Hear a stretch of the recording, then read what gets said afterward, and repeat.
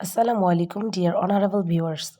Upcoming Ramadan উপলক্ষে বাড়িতেই তৈরি করে নিলাম স্বাস্থ্যকর টমেটো সস। আপনারা আপনাদের পছন্দ অনুযায়ী টমেটোগুলো পিস করে নিতে পারেন। পেঁয়াজ ও টমেটো একসাথে সেদ্ধ করে নিয়েছি। টমেটো সেদ্ধ করায় আমি কোনো পানি ব্যবহার করিনি। একটি ঢাকনা দিয়ে ঢেকে আমি প্রায় টমেটোগুলো 15 মিনিট সময় সেদ্ধ করে নিয়েছি। এখন একটি ঘুটনির সাহায্যে এগুলোকে ভালোভাবে ম্যাশ করে নিব। আরেকটি কথা, আমি এখানে কোনো ফুড কালার ব্যবহার করিনি।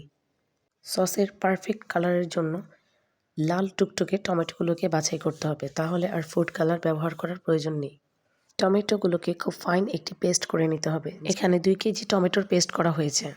আমি এখানে 120 গ্রাম চিনি ব্যবহার করেছি।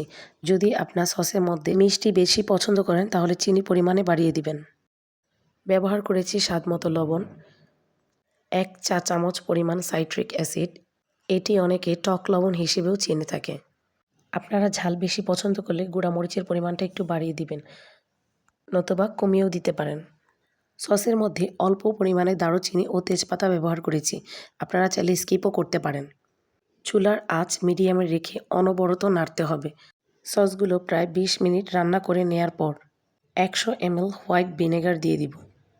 মূলত চিনি, হোয়াইট ভিনেগার প্রিজারভেটিভের কাজ করে। এখন আবার প্রায় 10 মিনিটের মতো রান্না করে নিব। এভাবে সস তৈরি করলে প্রায় 2 মাস পর্যন্ত সংরক্ষণ করা যাবে।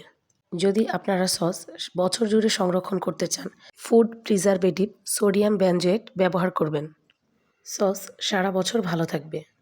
আমি সসের মধ্যে কোনো কর্নফ্লাওয়ার ব্যবহার করিনি, কোনো ফুড কালারও ব্যবহার করিনি। আলহামদুলিল্লাহ, এমনিতেই খুব চমৎকার একটি কালার এসেছে। সস সম্পূর্ণরূপে ঠান্ডা হয়ে যাওয়ার পর পরিষ্কার ও শুষ্ক বোতলে সংরক্ষণ করতে হবে। যথাসম্ভব আমি রেসিপিটি সহজভাবে উপস্থাপন করার চেষ্টা করেছি। আপনারাও আমার মতো বাড়িতে তৈরি করে ফেলুন স্বাস্থ্যকর টমেটো সস। সকলে ভালো থাকবেন। আজকের মতো আল্লাহ হাফেজ।